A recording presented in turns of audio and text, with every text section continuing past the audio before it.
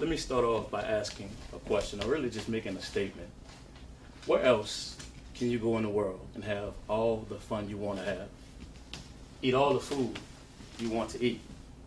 And yeah, after you eat all the food and have all the fun, get as messed up as you want.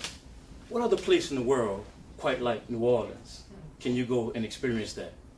I say that because I love this city.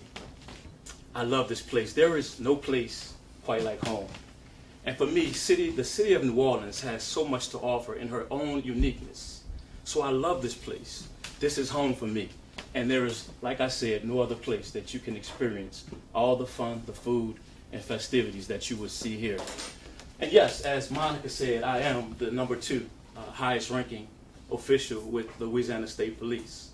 And I say that because I'm very mindful of the opportunities that God has blessed us with. And, you know, just to be in this position, in a place where I can be a part of decision making and being a part of reform, I'm honored to be in this position. But most importantly, I will tell you it's because of God's grace and mercy that I have the opportunity to be standing here before you today. It's His grace that has kept me and allowed me to be on the path that I am on right now, and His mercy that continues to sustain me. And yes, my first name is Chavez. It is Chavez. And I say that because I'm often asked, is this my last name? But yes, for the record, Chavez is my first name, and I do not speak Spanish fluently. So today's presentation, today's story will be brought to you in high def, New Orleans style, 9th Ward dialect, but all English, I promise you. All right? So now that we've gotten that out the way, I want to have a conversation with you today. I want to talk about possibilities. I want to talk about purpose and policing. Possibilities, purpose, and policing. As an 8-year-old little boy, I was probably one of the biggest fans of police. As a matter of fact, if there was anything bigger than a superhero, in my mind, a police officer was all that and then some. Yeah, all that and a bag of Lay's potato chips with a pickle, as we say in New Orleans. Yeah, that's the bomb. That's the bomb. But when I think about that, I think about, as we talk about chips, I think about a television show that I watched in my younger years named Chips. And this show was about 2 California Highway Patrol motorcycle officers named Ponce and John. And their main goal was to ride through the streets of Los Angeles, solving crimes and helping people in trouble. And I really enjoyed watching this show. I can reflect back in my younger years of a time when I was in 3rd grade. And this was an assembly day that our teachers were putting us in the cafeteria, the school's cafeteria. I sat on the floor at 4040 Eagle Street in New Orleans, then the site of Judah P. Benjamin Elementary School. And as I sat there, all I had was my imagination, my dreams. And I had an officer named Officer Friendly that morning. And you see, for me, this was a typical 3rd grade day that I would never forget. I would never forget it on this day because I had an opportunity to meet Officer Friendly. I had an opportunity to meet my possibilities, my purpose, my passion. Let me tell you about Officer Friendly and the Officer Friendly program. You see, back in the 1960s, this program was created. And during the 1960s, 70s, and 80s, police officers would go to the schools with the whole purpose of connecting young adults and young kids to the police department. And as I remember sitting there, all I could remember seeing is this police officer in this pretty powdered blue police uniform shirt, navy blue pants. I remember seeing flashlight, radio, handcuffs. But I was so in awe with the presentation, I can't even tell you, y'all, if he had a gun on that day. I can't even remember that. But the purpose of the program was to create and connect young kids with police departments. And see, in the 1960s, 70s, and 80s, at a time when our communities were not so trusting of the police, this program was there to try and bridge the gap. Now I say that because we can put a peg right there and talk about how things and in those days were developed and created to make things better, we look at things today, here in 2023. And I'm sure you all have heard the saying, the more things change, the more they actually stay the same. Well, for me, that 8-year-old little boy sitting in the cafeteria that day, things did change. They changed because I met Officer Friendly that day. They changed because that officer impacted my life, influenced my life, and allowed me to see how I could be inspired just by what he had to offer. I was inspired, I was influenced, I was impacted.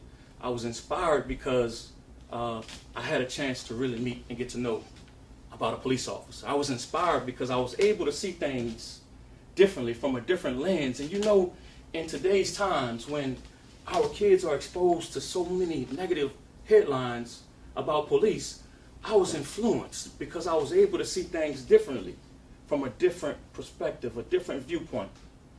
Yeah, that moment in time allowed me to reflect and see how things can be different. And for me, it impacted me not only that day, but even as I speak to you today in my current career. I go to work every day, working very hard to be the positive image that I saw in Officer Friendly that day. But you see, at age 13, I had a negative experience with police. Yeah, I was living in Algiers Point, the West Bank of New Orleans. And on this day, I was riding my bike on a sidewalk in my neighborhood, not far from home, when 2 police officers were driving. And as I was approaching a driveway, they pulled in the driveway and they stopped me. And I remember one of the officers getting out. And he said, "Come here, boy. Come put your hands on the trunk of my car." And I put my hands on the trunk of the car, surprised, startled. I was scared because I didn't understand or know what was happening. And the officer said, "You're under arrest." He said, "We're placing you under arrest for trespassing. For trespassing. For taking an orange off of neighbor's tree." And so the officer took my bike, put my bike in the back of the police car. And he took these handcuffs, and he put these handcuffs on me. And he put me in the car, drove me to my house, told my mother that I was under arrest. And if you know anything about my mom, I could tell you the last thing that I wanted to see was the look on her face when they told her I was under arrest. But worse than that, the last thing I wanted to feel was my mom's belt. Because I had become very acquainted with my mother's belt at a younger age, I tell you. And I definitely didn't want to have any more experiences with mom's belt. So I sat there and I watched my mom in her disgust and dismay and disappointment. But I gotta tell y'all, the police officers had it wrong. They had no evidence. They had nothing. And I sat there wondering, why was this happening to me? Trespassing? Taking a fruit off of a tree in Algiers Point in 1988? Nah, not me. They were wrong. They had no evidence. The case got dropped. So I tell you that because the story doesn't end there for me. It doesn't end there for me because that moment in time has impacted my life forever. Yeah, it's impacted my life because it made me realize that I wanted to make a difference and make sure that no one else would experience what I experienced, that no one else would get accused of something that they did not do. And that was my goal. Every day I go to work to try and make a difference and ensure that someone else would not go through what I went through. And who would have thought after that experience that I would become a police officer? Yeah, see, 24 years now on the job, 24 years later, I tell you how much that situation impacted my life because when I applied and interviewed to become a Louisiana State Trooper, I had to answer about the situation that I was falsely accused of. I had to answer why that case was dropped. And that's how much that situation carried and impacted my life. But the good, the bad, and all that comes with policing, I am experiencing it. I'm experiencing it, and this experience has taught me a lot. It has taught me that I can make a difference and impact the lives of those that we come in contact with in a positive way. It's taught me that there are many, many other officer friendlies out here. It's taught me that every chance I get to be that influencer, to be that positive maker, to do it. You see, to show people that we care, to see, to know, but more importantly, to feel that police officers really do care. That's the difference. And I've heard Theodore Roosevelt say that people don't care how much you know until they really know how much you care. You see, in this dark, cruel, and cold world, people are hurting. People are desperate and in need. And it's our job, every last one of us, to try and make a difference. And so, I want you to know that there is hope. There is hope for our police department and our communities to come together, to work together.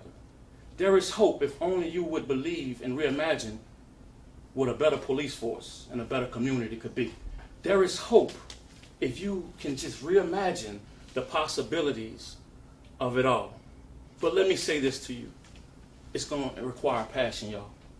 It's going to require the passion to bring us all together, to keep us together.